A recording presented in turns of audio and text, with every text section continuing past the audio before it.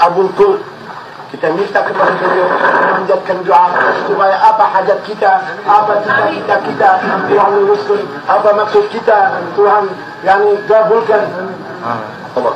آمين آمين إن شاء الله.